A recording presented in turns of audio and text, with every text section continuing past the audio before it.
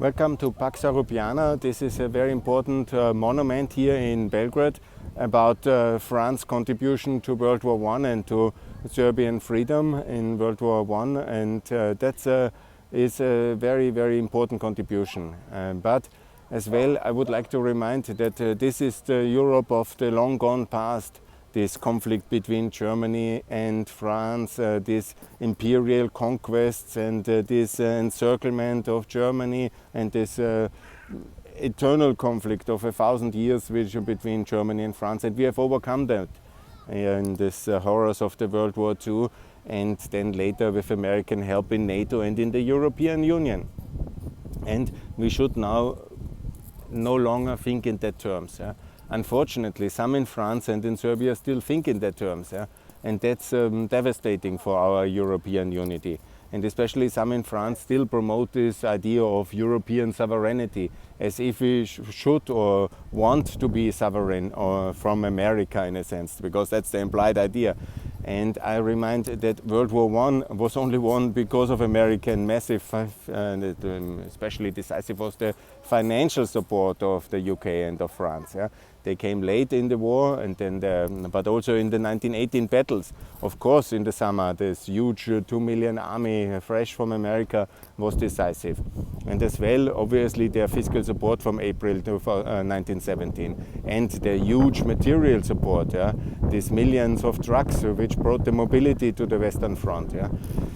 And so on and so on. So that's the First World War. The Second World War obviously also, obviously won by America. This huge fiscal and financial support of the Soviets and of the British. This was very important.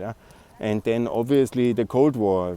First of all, we didn't lose to the Soviets because of American support in NATO, but also secondly, we were able, the West, to sustain the long Cold War financially, but also stay free of the Soviets, but also to ultimately win it because of the success of the American economy and the defense of Europe and the institutional framework we built up to reconstruct Western Europe in OECD, Marshall Plan, NATO, EU and everything. And now to call for sovereignty and think in World War I terms of alliances is completely wrong.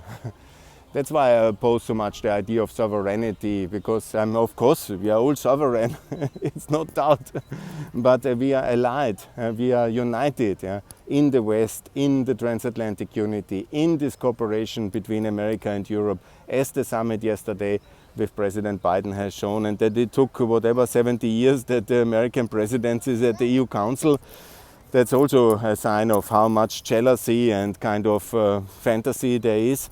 And I'm very happy that he was there, and he should now be every year at the EU summit, because we are one West, one unity. Even when the West doesn't have an institution as a West, but we have NATO, we have the EU, the two pillars of the West, and they must be obviously united.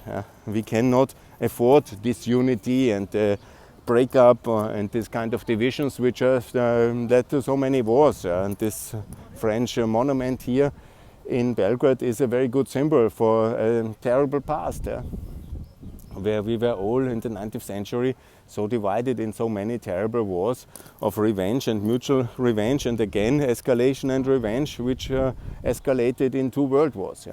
And then only the Russians were the big winners in a way in terms of land and territory in Eastern Europe, and the inheritant of the grandson of Lenin, Mr. Putin, is now showing his force and his brutality and his ability for brutal war of conquest again.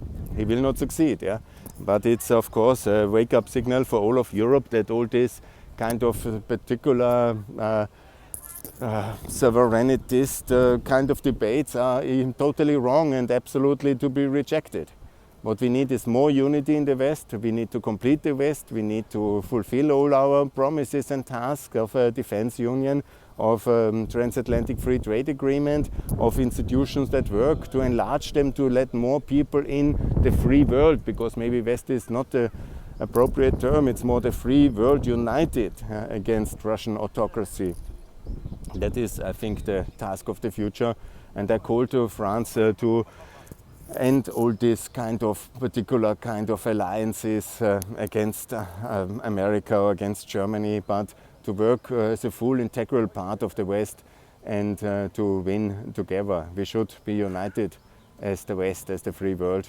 And at this place in Belgrade, I think it's one of the best places in the world to call for Western unity and end our divisions and create more unity in the Western alliance, in the free world, against Russian autocracy, dictatorship, war. And please, wherever you are, support Ukraine. Thanks a lot. More to come from Pax Europiana here from Belgrade. Bye.